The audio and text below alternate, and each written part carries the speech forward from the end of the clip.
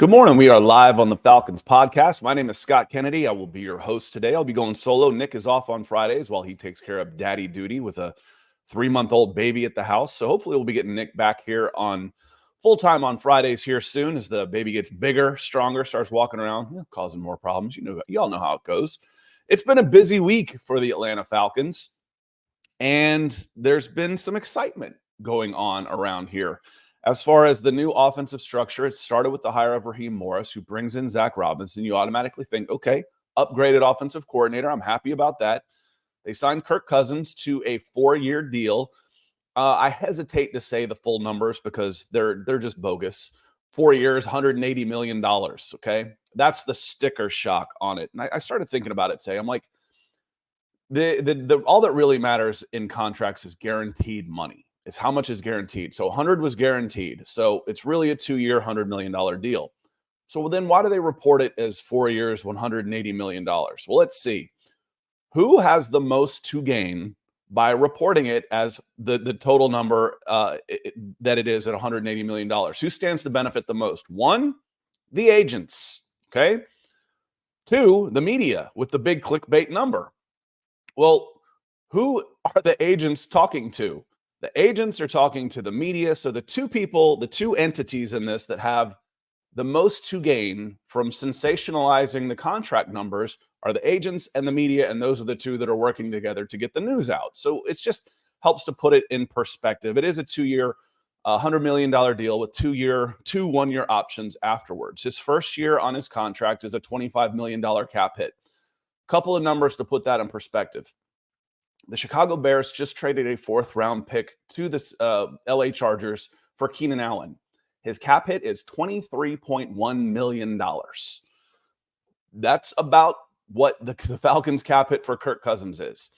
The Minnesota Vikings are absorbing a $28 million dead cap hit this year because of the void years they had on Cousins' original contract. Cousins counts more against the salary cap in Minnesota than he does in Atlanta. Justin Fields, who we don't know what's going to happen with him. If you were to pick up his 5th-year option, which is what people were talking about, if you trade him, you got to pick his 5th-year option up. I said, hell no. His is $25.7 million. So Kirk Cousins' first year and his cap hit is 25.7, which puts him, I think, 14th right now before any new quarterback deals get done. And next year, it's just 40. 40 will put him between probably the 12 to 13, 14 range in there next year. Hardly crippling, so to speak. Lots of news coming in. I like to go live. We go live on Monday, Wednesdays, and Fridays on these channels because we like to have the conversation with y'all.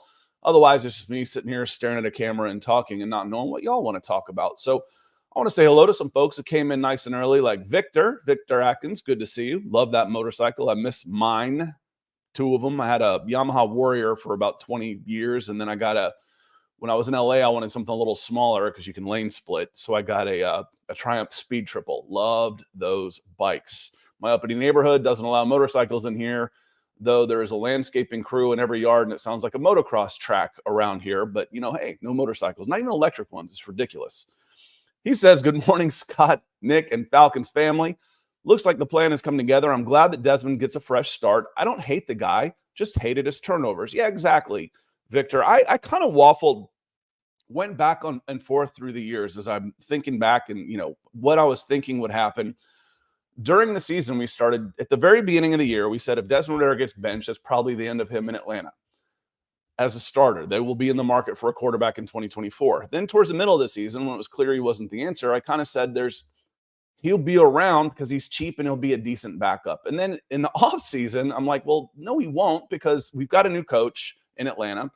We've got a new quarterback in Atlanta. You're probably going to want to get a fresh start with everybody. So there's no locker room clicks, et cetera, et cetera. But for me, that was almost thinking when he was young, you've got a young quarterback coming in. You don't want peers coming in. And then on Wednesday, when the Kirk Cousins news, and Tuesday when the Kirk Cousins news came out, I was like, okay, this means Desmond Ridder might get a chance because you've got a surefire QB1 with no locker room drama in there. So I've waffled back and forth on this. My feeling was that he would be moved, and I'm actually a little surprised at what they got for him. They got Rondale Moore, a 4.28 Spud Webb. He's actually more like a running back. When I saw he had a a 42.5-inch vertical leap. And when I wrote it up on allfalcons.com, I put, reminiscent of Spud Webb. I think his was like 48 though. And I put age check there. So you got to be close to my age or a basketball guy to know who Spud Webb was, but a 5'7" guy who won the dunking contest in the 80s was pretty cool. And he's got a lot of, I don't want to say potential, but big play ability in him. And he brings something completely different when you've got the Twin Towers out there with 5'7", 4.28 there. And then you've got Kyle Pitts and Drake London. And then you bring in Darnell Mooney. You've added significant amount of speed to this team. It's like, okay, as Raheem Moore comes in, as Terry Fontenot's overlooking the whole offense, what do they think they needed? Well, right now, I think they said we need speed because they bring in 4.3 and 4.28 to their team in the offseason for relatively, I won't say relatively cheap, but Darnell Mooney was pretty expensive. But for a Desmond Ridder trade, I like the deal. I'm happy for Des. There won't be any pressure on him to start. And, Kyler Murray, they could decide to do some things differently with him. If he gets hurt, Des has a chance to come in and play. So we'll see. I'm happy for Des. I want to say hello to Mark Schrader, kicking us off with a super chat. Thank you, Mark. And as a reminder, the best way to support this channel, to support me, to support Nick, is with super chats and stars on Facebook. So thank you, my friend. Appreciate you coming in. He just says, good morning, Scott. Or is that rain? Is it already gone by you? I call Mark our weatherman. He's in Texas, and it seems like most of what we get, he gets about 2 days earlier. So the rain's coming today. It's been gorgeous here in Atlanta the last couple of days. Going to get a little wet today. Greg, good to see you. Greg, GB Beast Custom Kicks, GQ actually, Custom Kicks. Good to see you. Thanks for the support as always. Not your first time. And we always remember that. He says, good morning, Scott. People hate the Cousins signing, but regardless of opinions, Cousins instantly gives us those games we needed to top the NFC South. And again, I think a lot of people react to the instant reaction to the 184 years for a 36-year-old, $180 million. No, it's not. It's 2 years, $100 million. That's still a lot of money. You are financially tied to Kirk Cousins for 2 years before you could really go out and say, okay, we want to splash in the free agent market, and you're financially tied. And the numbers aren't that bad. It's not like he's a top 5 guy. The Denver Broncos are eating a $53 million dead cap hit on Russell Wilson. Kirk Cousins is half that, and he's going to play. I was encouraged to hear him say that he hopes to be out there on the practice field before they break for summer. So OTAs, etc., getting out there and working with the team, working with the coaches, working with Drake, working with Kyle, and hopefully they'll do some stuff together. And I thought Kirk's press conference was pretty funny when he was talking about, what did Kyle Pitts say? It sounds like Kyle Pitts is giving up the 8 to Kirk Cousins. What's he want in return? What we all want in return. He wants the ball. He says, just give me, I want more targets. That made me laugh. Hopefully you got a laugh out of it too. And Kirk said about Kyle, he said, smart man. I want the ball more often. Yeah, I'm with that. And being able to see Kirk Cousins and Drake London and Bijan Robinson and Kyle Pitts, he's got the ability to get them the ball more so than we've seen with Marcus Mariota and Desmond Ridder and Taylor Heineke. I don't think there's any question about that. This is not the concerns. There's 3 red flags I said going in with Kirk Cousins. And to be clear, he was not my first choice. That doesn't mean he was a bad choice. Age and decline, injury history with the coming off the Achilles, which goes into number 1, and then cost. He was going to be expensive. Cost isn't really an issue anymore. He's no more expensive than a third of the quarterbacks, less expensive than a third of the quarterbacks around the NFL. Cost isn't really the issue here. So now it's, can he play? Well, if he's playing on a similar level to where he was last year, it's going to be a lot of fun to watch him. So that's the concern. The concern is now decline and injury. Those are concerns, but cost isn't one of them. He's not too expensive. He's just not. So Greg, I like the signing. Was it my first choice? No. Does this make the Atlanta Falcons better? Come on. Yes, it does. It does. This is a better team right now than it was last week, without a doubt in my mind. And Victor, we'll get into defense. Says, assume we're looking at defense and edge. Yep, we'll get into all that stuff. Chris F. says, hello, Scott. Hello, Atlanta. Now what is a speculation for quarterback 2? Drafting one or restructuring Heineke? Both. It won't be I would be shocked if it was in the first 2 rounds. I'll be absolutely flabbergasted if you take a quarterback at number 8 or even trade down and take one in the back of the second round. Like Aaron Rodgers last year, when you go $100 million guaranteed to a 36-year-old quarterback, you're saying, I want to win now. My window is now. New York won't take a quarterback this year either. They need one next year. They might definitely going to need one in 2 years. They're going to need a quarterback sooner rather than later. They're not taking one this year. Why? Because you made an investment into your quarterback to win now. And you don't back that investment by drafting a rookie to come in and be using a high pick on a rookie. You're going best player. Who's going to make the most impact for my team this year? That's what you're looking for. And by the way, we will do another mock draft at the end of the show. I'm going to use PFN. I did one. I used theirs, Pro Football Network. I used theirs last night. It felt a lot more realistic right now than what we're seeing from Pro Football Focus.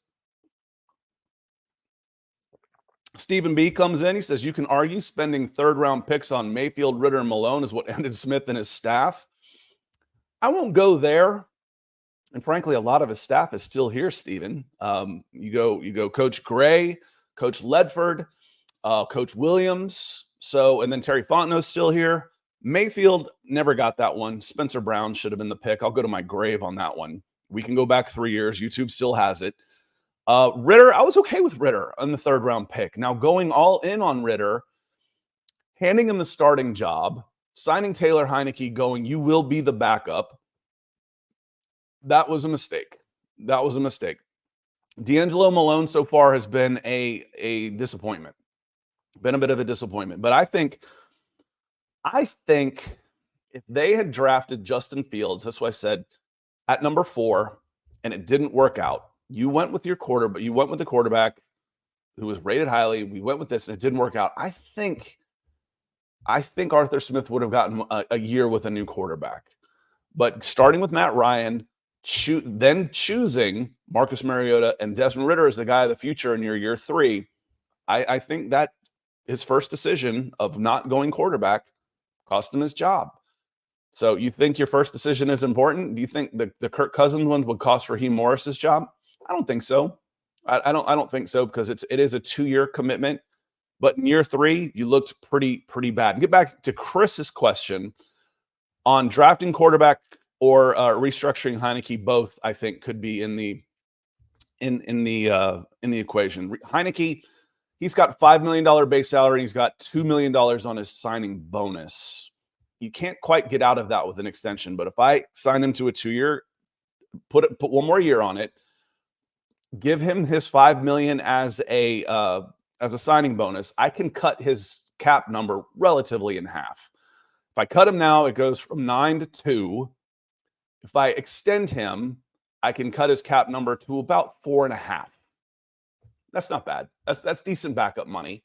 And then I could look in the middle rounds for a quarterback, say Joe Milton, to come in like that, to Jordan Travis to come in. I'm out on Michael Pratt. Apologies if there's Michael Pratt fans and family out there, but that's not my guy. I'm not a big Michael Pratt fan. Let me bring up Facebook real quick. I think Michael Pratt is just a career who could end up coach one day. I just don't see the arm there that he needs in the NFL. But as far as the backup quarterback, the move to trade Ridder, if he was cheap, he was okay. Again, for the reasons I say it'd be okay to keep him. He was cheap. He's got experience. He's not the worst backup quarterback option in the world. But for most of these teams in the NFL, if your starter goes down, you're screwed. I mean, that's just the way it is. If you're banking your season on a backup quarterback, you're in big trouble. So it's the starter, and then hopefully a young guy behind them, or an emergency break glass, and kind of you're in the worlds of the Matt Barkleys, the Josh Johnson. How many teams has he been on? I saw him sign again. He had a cup of coffee with the Broncos last year. It was like his 14th team. I'm not kidding. So I'm not overly worried about the backup quarterback position because if the starter goes down, you're screwed. It's just that simple. It's just that simple. Ask the Vikings. They got lucky and got a nice little run in there, but then it reverts back to norm with who was it? Not Jacobs, Josh. I can't remember Josh's name. That came in and got off the MARTA train. I've used that a zillion times. And Josh Dobbs. Thank you. Let me go down to Victor. Victor comes in. He says, good morning. What realistic options could we target to improve edge? I don't think Dupree is back is enough. And going into the season, depending on a rookie Turner reverse to be your 10-plus sacks guy isn't good. Bud Dupree did a job. Could you bring him back? Yeah, I think he's a solid pro. It would be nice if D'Angelo Malone in his third year takes a step to become something productive. We'll see. He's still cheap. The numbers on a drafted guy, their numbers increase exponentially on their fourth year. That's why we think Richie Grant could be gone. Arnold Ebiketie, maybe he showed improvements last year. Maybe he can step up, but I think you need two guys. I think you do need two. I went looking at some possible options before the show. And the guys that are out there, Chase Young, Jadeveon Clowney. Chase Young visits the Saints today. We want to talk about the cap doesn't mean anything. The Saints haven't signed a free agent yet, except their own, as they're restructuring guys to just try and get cap compliant. One guy who got my attention a little bit that's still out there, he was a double-digit sack guy 3 years ago, 2 years in a row. So 2021 and 2020 was Emmanuel Ogbah out of Miami Dolphins. He's still on the top 100 list for NFL.com, and the excuse was they changed schemes and kind of phased him out. Okay. Cheap flyer, maybe. Lorenzo Carter, so you've got some experience there. If you bring back, let's say you go in with Arnold Ebiketie, Bud Dupree, Lorenzo Carter, and Dallas Turner or Jared Verse. That's not bad. That's not bad. You've got your experience there. You've got some guys that have some production in there, and you've got some young guys with upside. And then D'Angelo Turner as a fifth guy, and he better be playing some special teams for sure. Stephen B, Team Chop Robinson and his brothers Zach and Bijan. I'm not totally against going edge twice. I'm really not. When we'll go through it, when we go through our mock draft, I'm probably going to take Dallas Turner. Spoiler alert. And then when it comes up and I'm looking there and it's like Chop Robinson or Ladd McConkey, I'm like, I already went edge. So what? Again, y'all remember me saying, how often have you as an Atlanta Falcon said, you know what? I've got too many pass rushers. It just doesn't happen very often. Killian Worthy, I like Leatu Latu. He would fit in with Jimmy Lake. And Killian, I like him a lot too. He's a technician. I once heard, if you're an older Falcons fan like me, you might remember Mike Ken. He played tackle for the Falcons for a long, long time. And I don't remember who it was, but I remember the quote saying that rushing against him was like trying to rush a textbook. It's like he's got it. He's got the answer right there for everything you try and do. He's seen it all. Latu's like that as a rookie. He's just technically gifted. He's instinctive. Good jumps, sets up one move to use another. I like Latu on that. So we'll see on that. Jason, Oblivion Empire says, what's up, guys? Good to see you. Rusty Moore, I like this comment a lot too. He says, wide receiver is still in play at 8. You don't pass up a Dunze or Malik Neighbors, Washington and LSU receivers, just because you signed a bunch of mediocre wide receivers this week. Terry's always said you fill your holes in free agency. That way you can draft the best prospect available. So I agree 100%. Wide receiver is not off the board at 8. The guys you brought in, only one of them's big money. Only one of them you're counting on to be in your wide receiver rotation, and that's Darnell Mooney. He's $10+ million a year, some experience, some speed, stretch the field type of guy. You're counting on him to be part of your three wide receiver rotation, and I'm not counting Pitts in there. So Drake London, he could be wide receiver 3. Darnell Mooney, who's wide receiver 2 possibly. Cordarrelle is a wide receiver 5, special teams guy. Ray McCloud comes in. There's your Cordarrelle Patterson replacement. He's going to be a special teams guy too, and if he gives you more than that, great. By the way, the Falcons signed Ray McCloud. Kick returner, punt returner. So there's your return man to compete along with Avery Williams, who is coming off a knee injury. So special teams there. And then Rondale Moore is, I won't say he's a gadget guy, but he's someone that will be competing for that spot also for wide receiver 3, wide receiver 4. But there's no, for sure, wide receiver 2/1, because frankly, if Odunze or Neighbors comes in, it's 1A, 1B with Drake London right there. So, Rusty, I agree with you 100%. I don't know. I don't feel strongly enough about them being that much better prospects. Nick does. That I would say, okay, I still think of them a little fairly close to me as far as being level. So I want the edge. I really do. The Falcons haven't really had a chance to get an edge in the last couple drafts, despite 3 straight top 10 picks. This is the 4th straight. There's an edge there. There's a couple of edges there. I'd be real interested in those. And Russell says, they're taking a pass rusher at 8. That's where I'm leaning, but I'm not. Again, when they took Kyle Pitts, I slated that pick. I was like, this isn't the right pick at the right time for this team. I wouldn't do that. I didn't do it so much with Drake London. I wasn't thrilled with it just because they were going into a year. The offensive line had not improved to that point yet. They played much better in Drake London's rookie year. You still had quarterback questions coming in. You're burning through these guys' rookie contracts when your passing game's a freaking mess. I was not for that. I wanted Kyle Hamilton in that spot. But Drake London, I wasn't so against that one. I will not slate a wide receiver pick this time. The offense is in place. The offense is ready to go. Supplement the defense with free agency like you did last year. And if the wide receiver is the best player, best prospect available, I'm okay with that. But again, I'm leaning. I want the pass rusher. I'm with you on that one. Sip Thoughts. Good to see you. Oh, Sip Thoughts. I'll drink to that. Good morning, everyone. With Terry signing Kirk and 2 wide receivers and trading Ridder for a wide receiver, it'll be a good year. It's getting scary in Atlanta. Good to see you. Certainly appreciate it. Going to go back to the super chats here. Edward Brown, thank you, sir. He's coming in with a super on YouTube. Appreciate you keeping the lights on, keeping my forehead nice and shiny. He says, with Mooney, Moore, Hodge, and McCloud now on the roster, do you think the Falcons go big receiver in the draft?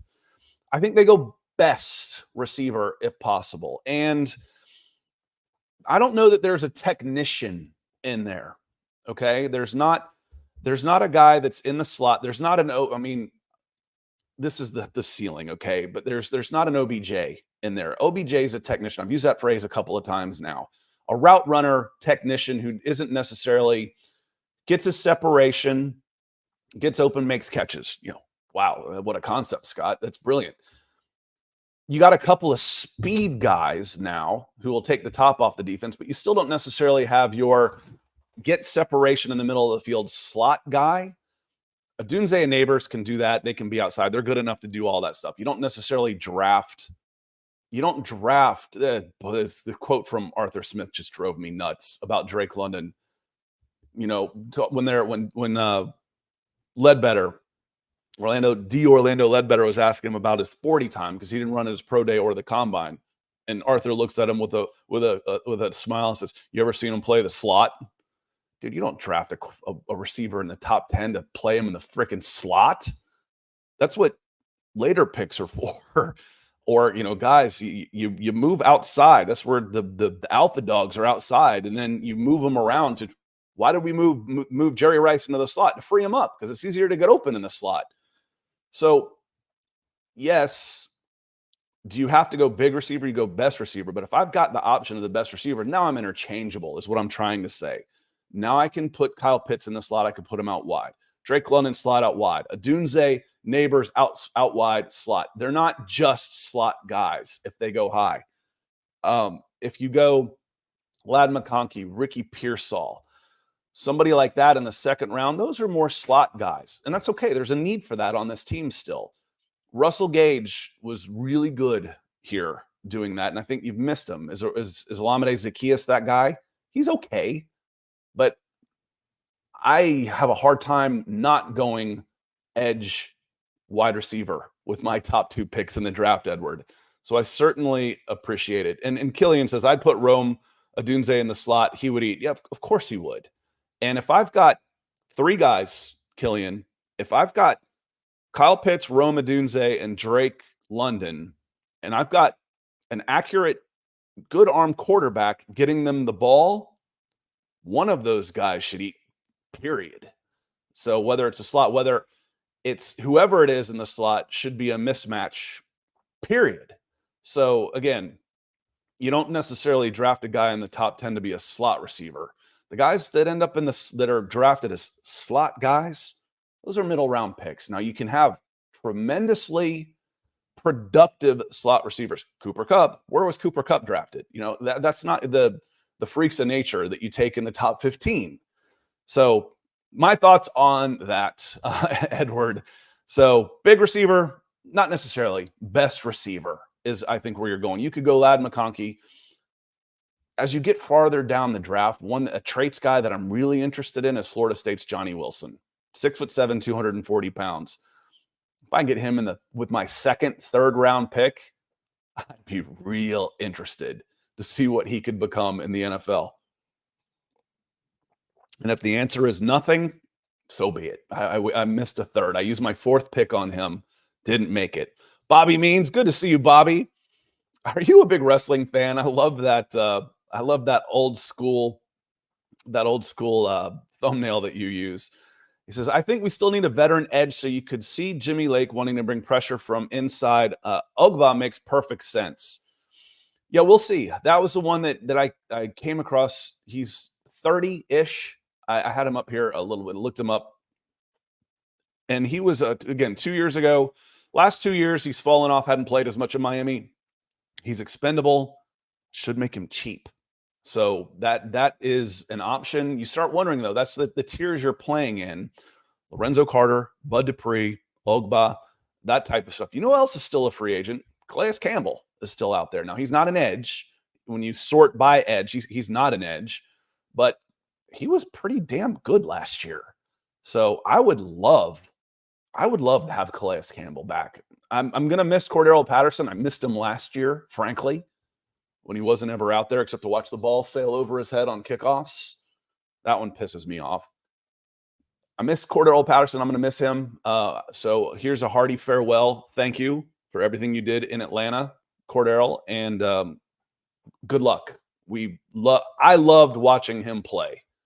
Just the way he did it with a smile on his face. It wasn't easy being an Atlanta Falcon these last couple of years. He came in the same year as Mike Davis, running back. Do you remember Mike Davis at the beginning of the year and then Mike Davis at the end of the year? He was all smiles, and then by the end of the season, it looked like his dog had just died. It was kind of painful. So Brian Friedman over on Facebook, he says, Calais was our best pass rusher. I really liked watching him play. He was fun. I'd love to have him back. I really would. Let me see. Joe Cannon over on Facebook. Good morning. Good to see you. And Keith Brugman's asking about Mike Williams. Mike Williams, we'll see. They just traded Keenan Allen. They cut Williams. For some reason, I thought I saw Williams was getting a deal. 100 names going through my head. I thought he was close with somebody else. Maybe I'm getting him and Keenan Allen confused. They did restructure / extend Khalil Mack and Joey Bosa, saving a bunch of money. We knew they could, just didn't know if they would. And then who became available? Mike Williams and Keenan Allen. So the edge rushers didn't become available. The wide receivers did. And again, free agent receivers. You guys hear me use this phrase a lot. Course correction. The money going to wide receivers down the line, second and third contracts, is crazy. Would you give Calvin Ridley $25 million a year? He's getting a similar contract to Kirk Cousins. It's less guaranteed money, but his initial cap hit is in the 25 range. Would you give him $25 million a year? Oh, No. Wouldn't you rather use a second or third round draft pick in a deep draft class than spend that much money on Calvin Ridley? I know I would. Rusty says, coming in with a super also, he says, is the tampering stuff legit? Hope we don't lose a pick. I don't know. I don't even know how they prove something like that. When the contact period opens, when you're allowed to negotiate with free agents, at noon on Monday, I swear to God, it's 12:01 and they're announcing deals. So they've been talking, and I don't think it's against the rules to talk to somebody's agent. So what are you doing? Are you having, is this the Florio thing coming out and saying, Kyle Pitts and Kirk Cousins are talking about changing numbers already? I don't know. Again, it's kind of like the NCAA. The NCAA used to punish the little stuff because they had no control over the big stuff. So I don't know on this one. I'm not overly worried about it. And it might cost a day 3 pick or something, Rusty. I don't know. Some money, $50,000. What did the Falcons? Didn't the Falcons get dinged for $50,000 and Arthur Smith $50,000 last year for failing to report correctly Bijan Robinson on the injury report? It might be something like that. I'm not overly concerned that it's going to adversely affect the team, the ability for this team to compete. Want to scroll down. Troy Green at 9:04 says, how live are we? We're 31 minutes in, so hopefully he's catching up on this. Mike Balls, morning, Scott. I'd be surprised if the Falcons take an edge at 8 that isn't Dallas Turner. Would you take Verse or Latu? I think it's Jared Verse or Dallas Turner. We'll see on that one. We'll get into that a little bit more when we get into the mock draft. Leon Mapstone, good morning to you. He says, will we be able to get Khalil Mack? No, he has now re-signed, not this year, and then he's getting older, and I'm not sure how much more you would want to get him down the line. Joey Bosa and Khalil Mack signed. They actually took less money than they were owed. That doesn't happen very often, but in exchange, they have more control over their future. So Khalil signed a deal, taking less money, but saying with the deal includes, you cannot franchise tag me next year. So either you pay me or you let me go. So that's an interesting way to do it. I like it. Most of the players hate the franchise tag. To make them and you're like, why would you hate being paid top 5? Because when you're a wide receiver, would you rather get $20 million or, $75 million? That becomes pretty easy. But again, what I don't like is the tight ends are the one I really don't like is the 5th-year option, how it's tied in like a franchise tag, where the 29th guy drafted, if he's a quarterback and you pick up his 5th-year option, it's 3 times more than Kyle Pitts, who was drafted 4th overall just because he's a tight end. Well, if I thought that guy was a better prospect initially, I would have drafted him initially.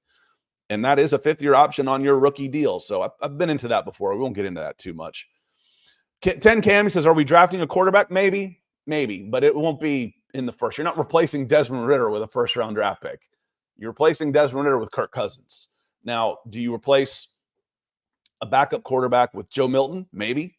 Spencer Rattler in the 3rd with one of your 2 third-round picks? Maybe, if he's there. Jordan Travis coming off an injury in the 5th? Maybe. Something like that. But you're not going after one of the top guys. You're not using 8 on this. Let me see here. Keith Brugman says, I remember the Dolphins were stripped of a 1st and a 3rd for talking to Tom Brady. That would be significant. That would be significant for sure. Good morning, Scott. Good morning, Pamela. It's good to see you. Brad Clark says, good day, rise up. I love what we're doing so far. My question is, do we draft a quarterback? And if so, what round? We've hit on that a bunch. So good morning. What position do we draft at 8 and who would be your choice? We'll do a mock and get into that. Like I said, spoiler alert, I'm probably going edge. When it comes up, when I've done this, y'all, Roma Dunze has been there. Dallas Turner has been there. I've gone Dallas Turner. I feel like you've got enough weapons on offense right now that are still cost-controlled and young and building and on the ascension, that if I'm even close in my player evaluation, by God, I need an edge. So my best draft is when I hit best prospect available, and there could be ties. It doesn't necessarily mean just because I've got one guy ahead of the other. If I'm looking at a Madden score and I've got a 98 on Rome Odunze and a 97 on Dallas Turner, I'm going with Dallas Turner because I have a huge need for edge. I might have a 98 on both of them. I'm still going on the edge then. But if I've got a 98 on Rome Odunze and my next guy is 92, I'm going Rome Odunze. I'm going that direction. So good morning. Troy Green here with the wide receivers now. It's going to be screen, slant, bomb.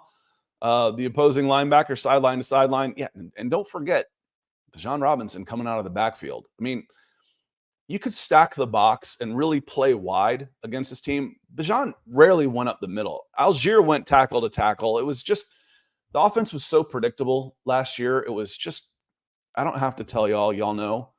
It was painful to watch. It really was. It was so predictable. There were such tells in there. It's like, oh, here's Tyler Algier in the backfield. Okay, running play between, tackle to tackle. Here's Bijan Robinson. We're going to go wide with it. It was painful. So there should be a lot more variation, should keep guys guessing. And frankly, Troy, Falcons fans, one of the things that annoyed me was listening to Arthur Smith after the game saying, well, we didn't get the matchup we wanted. Man, matchup be damned. I don't draft a 6'6" tight end with an 86-inch wingspan and the longest wingspan ever because I'm worried that there's a 6'1" corner on him with a safety over the top. Dude, put the ball up. And maybe you don't trust your quarterback to get it there accurately, because that's one of the things I have learned. So my bias has always been towards bigger receivers because they're always open. But you can't overthrow or underthrow that guy. You have to get it into, maybe I took it for granted until watching Marcus Mariota and Desmond Ridder. I took it for granted that you could get it in his window where he could outmuscle a guy. But if you don't have a guy that can put it into that window, then you need a guy that can get separation. So Kirk Cousins can put it in that window. The bigger receivers should be in play much more often than they were the last couple of seasons. It should be much closer to what we saw with Kyle Pitts and Matt Ryan. And Matt Ryan, Kirk Cousins has a better arm than Matt Ryan. Is he as accurate? Maybe. Matt Ryan's about as accurate a quarterback as there's really ever been. So that's a tough one. Will he do the reads as well? Maybe. Matt Ryan was pretty good pre-snap too. So, but I think we'll see a lot more. I think we'll see a lot more from the receivers they had. Let me see Jordan Brown talking about the motorcycles. I said I'm coming up late. Yeah, the HOA, no motorcycles in my uppity ass neighborhood. Leon says, who's the backup besides Heineke? Right now, nobody. It's Heineke, and it might not be Heineke for sure. So we'll see. And it is a Triumph. All right. He says, this one of my pictures, a Triumph Daytona 675, brother of your Speedy. Yeah, that's what I thought it was. I recognize all of that in there. That's what made me think of that. I got it on my 40th birthday, so it was a 2012. I had a 2002 that I got on my 30th birthday, and then on my 40th birthday, I got my Speedy. And then on my next birthday, I'm in a neighborhood that doesn't all, and I have a golf cart. Oh, God. I never felt so old in my life than when I got rid of my motorcycles and got a freaking golf cart. All right. Chad Evans Misner. Good to see you. He says, man, we finally got a quarterback to get the rock to all these weapons. Agreed. I wish Des luck, but happy at this retooling. Yeah, I don't have anything against Desmond Ridder. I thought he gave good press conferences. He was affable. And, it's not like I thought he was arrogant and didn't put in the effort. Only guys I've ever slated, so to speak, as far as players were ones who I question their effort and their attitude. Those are the ones that I really those are the ones I'll go after. As far as, Jalen Mayfield. I don't think Jalen Mayfield ever just quit out there. He just wasn't good enough. That's not his fault. That's the Atlanta Falcons' fault. I'm gonna say Jalen Mayfield wasn't very good. That's obvious. But he didn't deserve to be crapped on because he's given it his best. He's put in a situation that he has no chance of succeeding in because the Atlanta Falcons failed as an organization. That's my point on those, y'all. So I got nothing against Desmond Ridder. I hope he does well over and I hope Rondale Moore does great for the Atlanta Falcons. So Marley ATL coming with a super chat. He says, good morning, Scott. With some coffee and sunshine. We got coffee. I'll drink to that. Scott, we're making big progress on the offensive side of the ball with the quarterback, wide receiver, and tight end. So what do you think about the defense? Marley, last year, past couple years actually, I've said the Atlanta Falcons built an offense. They built it. Almost every single one of their players last year was a draft pick. Go across the line. Left Matthews, Bergeron, Dahlman, Lindstrom, McGarry, all drafted.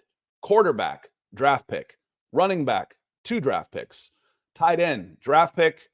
London, draft pick. And then wide receiver 2, 3 was a free agent, depending on who you put in that spot. So 10 out of the 11, and sometimes 11 out of the 11 on offense were all draft picks.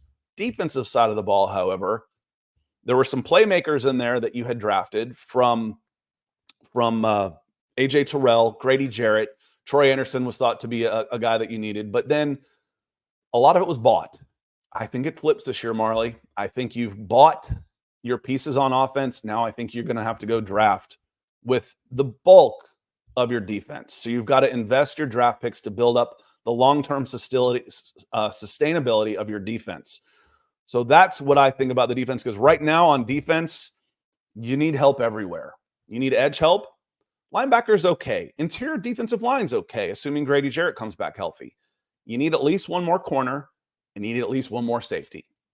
So I think that's where you're going in the draft. And I think you sign, going back to the edge talk, free agent edge, what I've seen looking at free agents, I think the best way to help your defense with the available money you have left right now is cornerback, is in the defensive secondary, whether it's Justin Simmons or whether it's a cornerback. There's some good defensive backs still out there.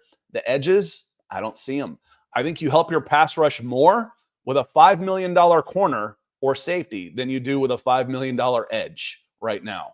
As crazy as that sounds, yes, my pass rush gets better because I invested in the secondary more than putting free agent money into the defensive line, because I don't see the guys out there on the defensive line. But there are some good defensive backs that are still out there.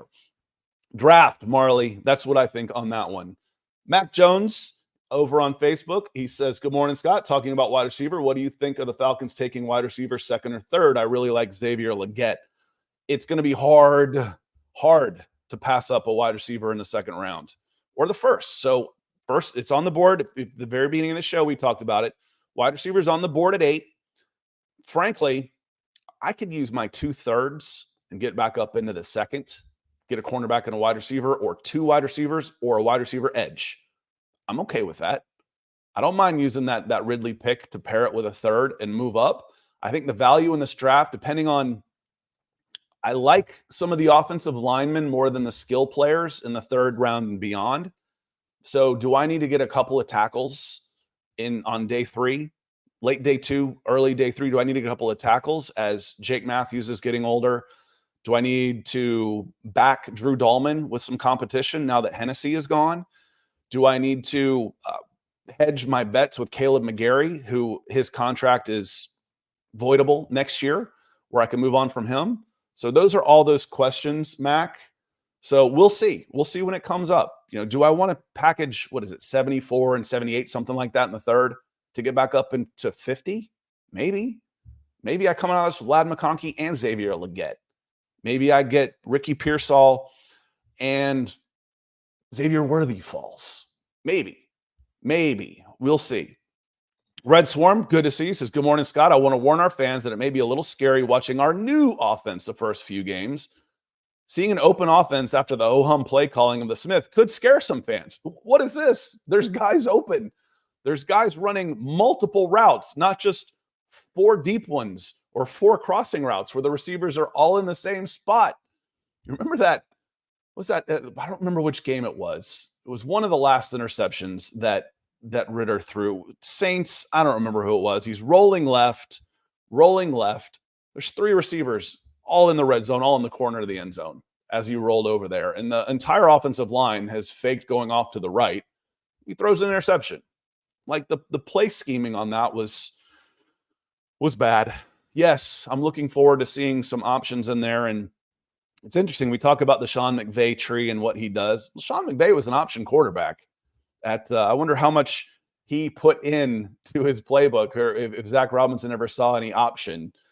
So again, this is the scheme. There's schemes, but these guys are capable of adjusting to the talent they have. And the Falcons, make no mistake about it, they've got a talented offense. They really do. And that's one of the reasons you're in a play for, whether you like them or not, the number one free agent available by most boards. NFL.com's number one free agent available this year was Kirk Cousins.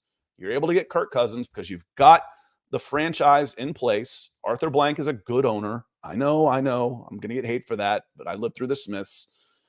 Arthur Blank is a good owner. People like playing for him. He'll invest in the team, facilities. He cares about his players. He's got ties to this area, and the offensive infrastructure is in place to be a playoff team right now. You're able to get the number one guy, and because of the cap management and the stuff that Terry Fontenot was able to do, now it's up to those guys to succeed. I am happy with what Terry Fontenot has done. Will it work? We don't know for sure. We don't know. There's red flags. There's other teams spending hundreds of millions of dollars to try and get better too. Will it work? Does this guarantee a playoff spot? No, it doesn't. Does this guarantee that Kirk Cousins comes in perfectly healthy? No, it doesn't. But on paper, I like the moves. Was it my number one choice? No, it wasn't. I probably like J.J. McCarthy number one with Russell Wilson as a bridge for a year at $1.2 million. Russell Wilson may have wanted to go to Pittsburgh. It may not have ever been an option. Kirk Cousins is a pretty good option, especially at the price that you were able to get him at a $25 million cap hit in year one and a $40 million cap hit in year two. That's going to, when we get to next year, when all the new contracts are done, all the new quarterbacks are done, you're going to look back and look at Kirk Cousins' cap number and hopefully say, because he's playing at a decent level, that's a bargain. If it's comparative to where he played last year, 25-40 is a bargain. It is a bargain. And I would bet, I'd be surprised. It may have been the guarantees, but the Minnesota Vikings are eating a $28 million dead cap hit. They had more incentive to sign him than the Atlanta Falcons and didn't. It wouldn't surprise me if he turned down more money from the Vikings to come to Atlanta. Connor Martella, that feels like a new name. Appreciate you being here. Thank you for the super chat, my friend. He says, only edge left in free agency I can see is Josh Sweat. There's guys, and when it was funny, when I was looking through the top 100 list for guys to talk about, you're seeing some of the usual names. Jadeveon Clowney, Chase Young. Chase Young is an option, but I don't. He'll go to New Orleans and kill it. I know. That's just the luck of Atlanta fans. But if the Falcons were to outlay a good amount of money to him, I think you get similar to what you got from the Commanders got and the 49ers got, who opted not to re-sign him. But the number one guy on the PFF list then becomes Emmanuel Ogbah. Miami Dolphins, possible. If you can get him on a Bud Dupree-like price, it'd be worth a shot. But then you start reading guys like Carl Lawson, Jerome Baker, Romeo Okwara, Yannick Ngakoue. Yannick's a good pass rusher. He's a decent designated pass rusher. So we'll see on that one. Let me see. Brian Friedman over on Facebook, he says, I like Patrick Paul in the second round if he makes it back to us. You can get him later than that, but I do like him too. He's light on his feet, strong punch. Another guy I always target in that area is Roger Rosengarten. Dominic Pooney is someone to watch also. And then center, if you go interior, is Tanner Bortolini out of Wisconsin. Those are interior. So the first three are tackle options. And interior is Tanner Bortolini. I do like him. Art Smith, Jordan Brown. Art Smith got Calais Campbell feeling like we were special. I really did like him. Let me see here. I want to make sure we're getting to Jordan Brown again. He says Storm Norton. He did resign also. Storm Norton played well for us last year. He did. Welcome back. Swing tackle in there. Some insurance when he played in almost every game and had 3 starts and did well. So what do we think? We want to get to what do we call these things? A mock draft here real quick. Is that okay with the chat? Let me know in there because I want to hit on that real quick. And PFN is not Pro Football Focus. Luckily, it didn't go to anything Pro Football Network. PFN mock draft. Just type it in. Scott, I should have had this ready. Apologize. PFN mock draft simulator. Want to go down to Ryan, good to see you. I haven't said hello to Ryan Adonis yet, one of the OGs that's been with us for a long time. He says, I think the quarterback of the future has to be a pure pocket passer. I don't think this offense is about a guy who can roll out and run. It's not necessarily one or the other. You want a guy who can win from the pocket, and if he can roll out and run, even better. And that's one of the things that makes J.J. McCarthy intriguing. He's got the arm to win from the pocket, and he's got the athleticism, literally, to play wide receiver in this league. If I were to take his numbers and stack them up, his short shuttle and his L cone, 3-cone, whatever you want to call it, they match up. He wouldn't be the last wide receiver at the NFL Combine. That's what makes him pretty intriguing. So, but it's not necessarily a one or the other. You like a guy that can do both, ideally. But I think to your point is it's more important to me that I have a guy that can win from the pocket first than a player who can run. I'd rather have Kirk Cousins than Justin Fields, basically, is what we're getting into. So let me close this out. I'm going to share my screen here. Entire screen. Again, I'm going to use PFNs on this. I ran through it yesterday. Killian says, I'm a Penix guy, to be honest. And Peephole TV over on YouTube, he says, I think they should target Ogba and Armstead. Armstead has signed. Eric Armstead. He signed with wasn't the Jaguars, was it? Did Eric Armstead go to the Jags? They signed a bunch of guys, but he is signing. And Jeremy says, I know arm strength isn't great, but Pratt fits better than Milton or Fields. And what they do, I agree with you. Right now, Michael Pratt, those guys can be, I said in the Broncos chat, because they have this guy. He's Brett Rippon. He's a career number 3 who might stick around in the league for a while. And I could be wrong. Always. When I say these things as fact, I don't mean them to be as fact. Projections, there's always a chance that you're going to be wrong. Good chance, actually. But from my projections, watching this guy, I don't think Michael Pratt's an NFL quarterback. Prove me wrong, and I would be happy to eat crow. I'm not rooting against him. Would love to come back and say, Michael Pratt, awesome. Love being wrong on this. Congratulations. So can y'all see that okay? Let me see how it goes. We'll go 7 rounds. We are going to go fast. They give you trades. We'll check out the trade options. I actually didn't get any that I liked yesterday on this. But we'll check them out, because Keith asked on Facebook about moving down. What would it take to move back? I would be good with a 2nd and 3rd, but I would open the bidding war. If you said Minnesota wants to move up from 11 to 8, what would it cost? If they were to send me their 2nd round pick and a 2025 3rd, I would probably be okay with that. In Pursuit of Excellence says, Scott, do you think we'll lose a draft pick for tampering? I don't know. I really don't. So I love it when announcers say that. We don't want to speculate on the injury, but it looks like he tore his knee up. I don't want to speculate, but I don't know on this. So we'll see in Pursuit of Excellence. We will see. I'm going to zoom in. It's already at 150%. No wonder you can see it. We'll enter draft. Rankings updates. All right. We got the pick. Would you go from 8 to 27 for a 35 and a 90? No, I would not.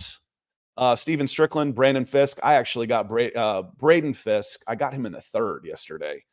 I did take him yesterday. Would you go from 8 to 19 for a pick 52, a next year's 2nd and next year's 4th? Probably not. Would you go to 9 for pick 75? Yeah, I'd do that. I would do that. And there has been some talk about them doing that. I'm looking at the board. I got Brock Bowers, I got Dallas Turner, and I got Rome Odunze all right there. So I know I can get one of my guys there if I move back 1 and pick up an extra 3rd. Would I do that for a 3rd? I'd probably want a little more than that. Maybe a 2nd. Maybe. But yeah, let's do that. I'll move down a spot. I'm okay with that. I thought I did. Oh, pick 9. No, we're going to reject those. I'm not moving down again. So they took Dallas Turner. So I missed my edge. Did Jared Verse go already? No, he didn't go. So the top 3, Caleb Williams, Jaden Daniels, Drake May. Joe Alt went, and the LA Chargers, who just lost their 2 wide receivers, are doing freaking backflips because they get Marvin Harrison Jr. Malik Neighbors, Dallas Turner on there. So it comes down to me. Would I rather have Jared Verse or Rome Odunze or Brock Bowers on this? I'm okay. I'm probably going to go, if I'm sitting here with Nick, I know his answer on this. So he's taking Rome Odunze. I'm okay going Rome Odunze here. And I'm just going to go the hell with it. We'll outscore everybody method. And I'm definitely looking at stacking some edges and some defense later in the draft. But I'll move down one spot. And if I'm I need to have my edge here, then I'm probably not moving down. Ryan Adonis and Killian Worthy say Brock Bowers. I understand that. I just don't think that it's the fit on the team. And I'm looking for immediate impact here. And Jeremy's used that Rome wasn't built in Odunze. I'm going to go with Rome on this. I am going to go with Rome Odunze. And I picked up an extra third. I can live with that. Again, we start at the beginning. Can I back this? Yes, I can. I can get behind the Falcons going wide receiver at 8. I can. Now, let's say I'm at 43. This is the time I would think about possibly taking one of these quarterbacks if they are here. I've got Bo Nix and I've got Michael Penix Jr. So I've said I'd be shocked if they use an 8. Yes, I would absolutely be shocked if they use an 8. Where did J.J. McCarthy go on here? Did we see that one? Malik Neighbors, Dallas Turner. J.J. McCarthy went 11 to the Vikings, so they're pretty happy. And then the Broncos, I know we got some Broncos fans in here. They got tight end Brock Bowers, which frankly, I love that pick for the Broncos. Round peg, round hole, playmaker. There's your joker. There's the phrase that Sean Payton uses for his X Factor Cordarrelle Patterson type. Speaking of which, Denver Broncos, get on the phone. Give Cordarrelle a call. Brock Bowers is your joker in a Sean Payton offense. I start looking at this. I would seriously consider going quarterback here, but safety. See, and this is what, I like Adisa Isaac. I'm okay with that spot as an edge. And as I go down here, Chris Braswell, I'm not as sold on him. Top player on the board. If I wanted to get my wide receiver and think about this, maybe, but I think I want to go edge in here. And my top edge there for the guys that are available without going too far down the line would be Adisa Isaac. Now I got 2 Penn State guys, but Adisa Isaac's pretty good. So I'm going to go edge on that one.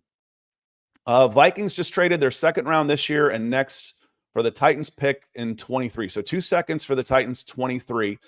The Vikings may pair that again and move up. There's been a lot of talk about the Vikings trying to move up. The Vikings may take 2 ones and try and move up in the draft now. I'm going to go edge here. There's some guys I like in here. I like Devontae Sweat.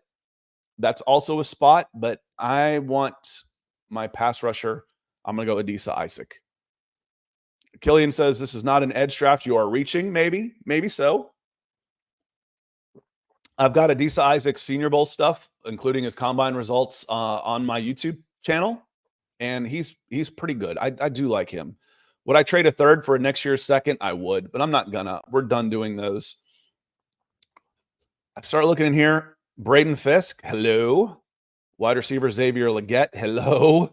Ricky Pearsall. Oh, see, I just got my second round pick here. And I got my second round pick here. Good thing I've got another third, isn't it?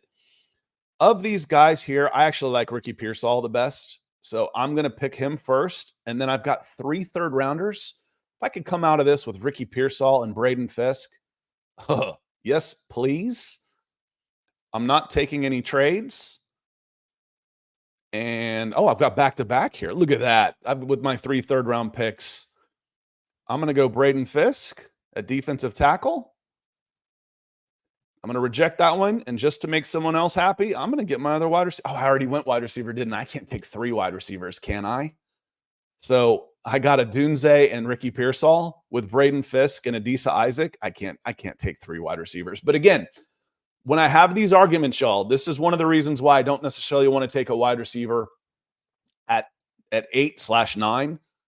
Because there are good guys available. Now, I don't think Ricky Pearsall or Xavier Legette, but somebody could fall to the third, or I could package and trade up back into the second. There's great value to be had at wide receiver in the second round. But once you miss on the first 3 edges, I think it falls off a lot. So Ladd McConkey's still out there. That would be surprising, Killian. Corner or strong safety, I do like those options. Looking at the best player on the board here, you know what? And I make Georgia fans happy. I like Javon Bullard. I like my tackle here. I really do. Roger Rosengarten, that was someone I talked about. But I need a corner. I need a safety. That's a pretty good spot to get a safety in the third. I could pencil him in as a starter to come in, and I'm cutting Richie Grant. I am. And frankly, talking about guys that are still out there, when I mentioned I could help this team in free agency with the defensive backs, there's good defensive backs still out there in free agency. Give me Justin Simmons. I'd love to sit him next to Jesse Bates. Cade Stover, tight end. Yes, I like him. Hopper. Michael Pratt's still out there. No, thank you. Mekhi Wingo. Brandon Coleman. All right. So I don't know all these guys. I'm not going to tell you I do. I like Cam Hart a little bit. I love Theo Johnson. I'm going to go there. I'm going to go Theo Johnson. The Falcons don't really have a backup tight end, an inline guy. Theo goes about 260 pounds. There's Tanner Bortolini. I like those guys. Look, Johnny Dixon, Brendan Rice, good value in the middle rounds. This draft's deeper than people give it credit for, y'all. It really is. But I'm going to go with the tight end just because look at his testing numbers, good production. He caught the ball well at Senior Bowl, and it's a need also. So I feel pretty happy about that. Let me see. ATLEN says, we got opinions, boys. Yeah, I'm not telling anybody they're going to be right or wrong here. Running back, do I need an RB3? I'm not spending a draft pick on a running back. Tyler Davis is a solid contributor.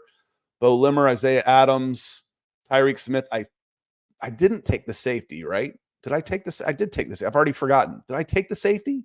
No, I took Theo. All right, then I'm going to take Tyke.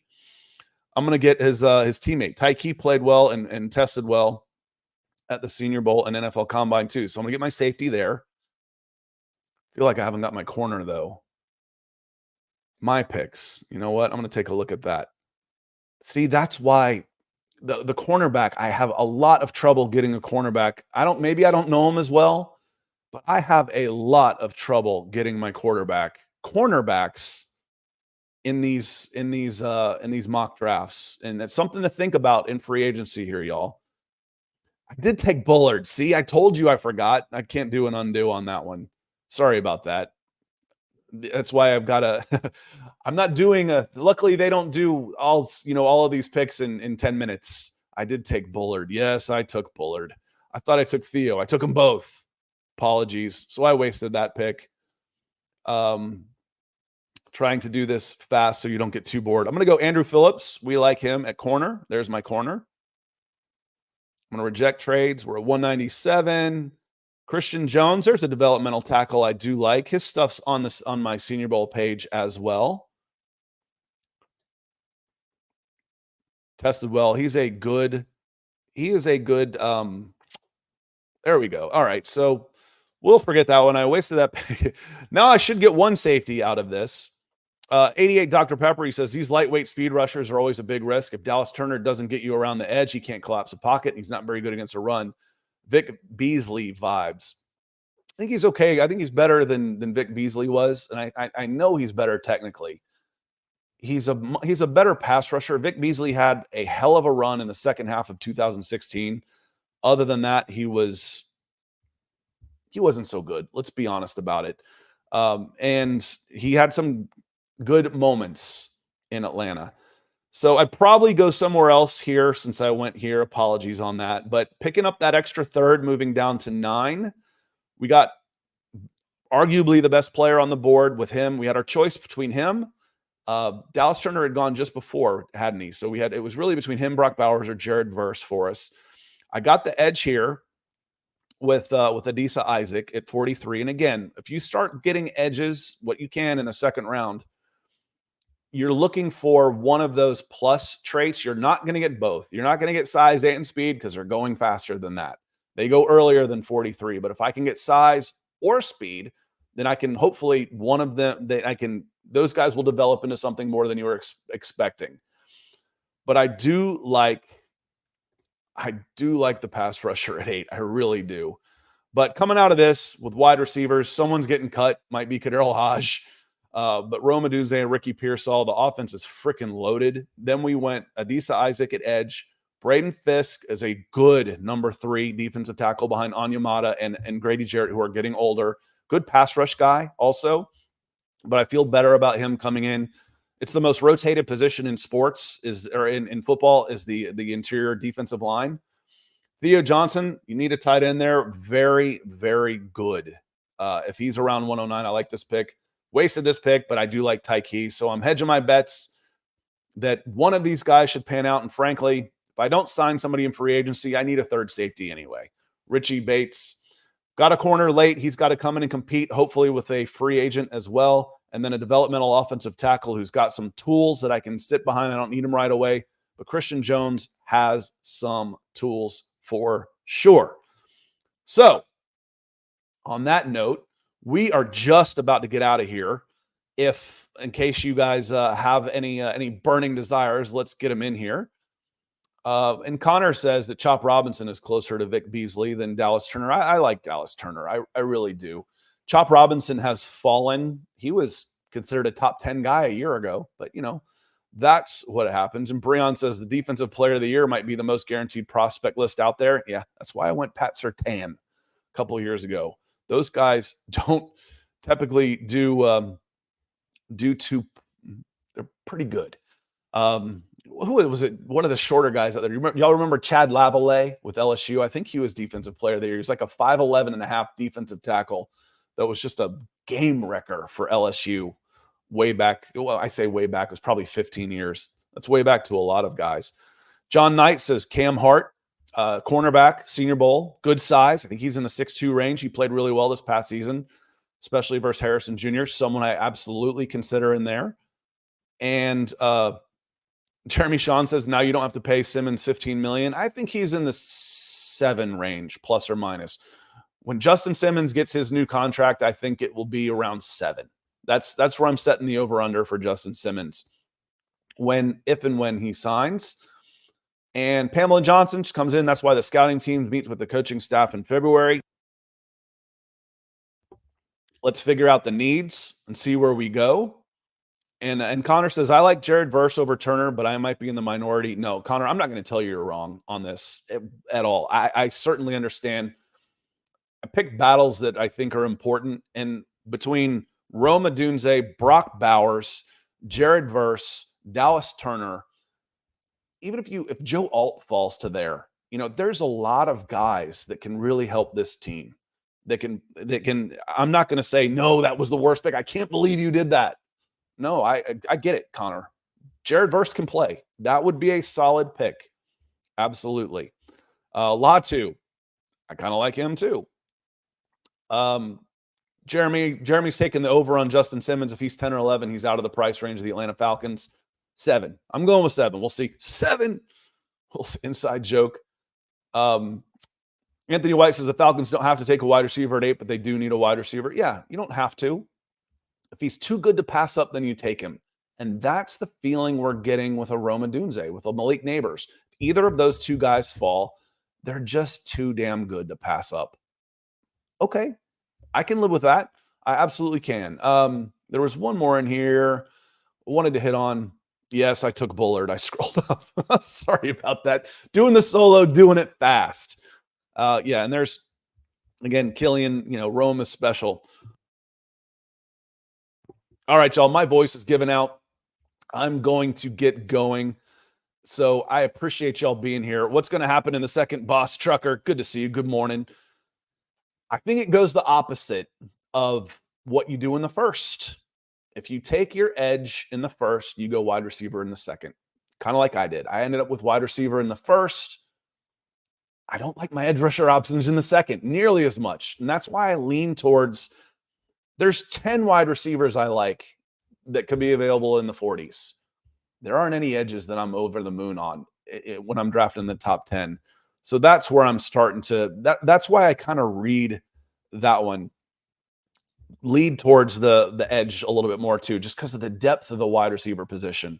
John Knight says, I want Roman Wilson as a wide receiver pick. The wide receiver out of Michigan, tore it up at the Senior Bowl, tore it up at the Combine.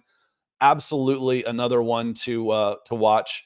Jacob Coons, Kunz, apologies. He says, what's with the potential tampering news? There was a report that the NFL will investigate both the Eagles for Saquon Barkley and the Falcons for Kirk Cousins into potential tampering. That's the news. So it's an investigation. It's ongoing. It's potential.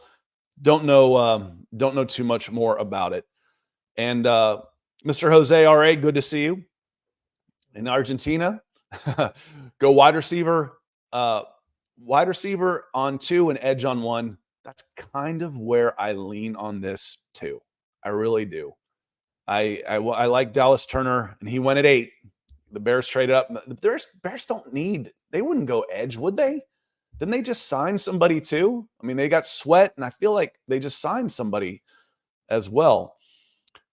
So we'll see. Jeremy says, if you end up with a Dunze Neighbors on top of edge, you did well. Yeah, I like Adisa Isaac. I don't love him. There's wide receivers I love in the second round. I really do, especially when you're talking about them being your third option. Wide receiver 3, option 3, not even including Bijan Robinson. When you got Kyle Pitts and you got Drake London, there's so many guys that I can pop into that third passing option, 4th if you include Bijan, that will, I don't know. I have trouble going wide receiver there. I can get behind it. So the Bears would go with Dunze, probably because they've got 1 year, but it's $23 million into Keenan Allen right now. So they feel pretty good about their wide receiver core now.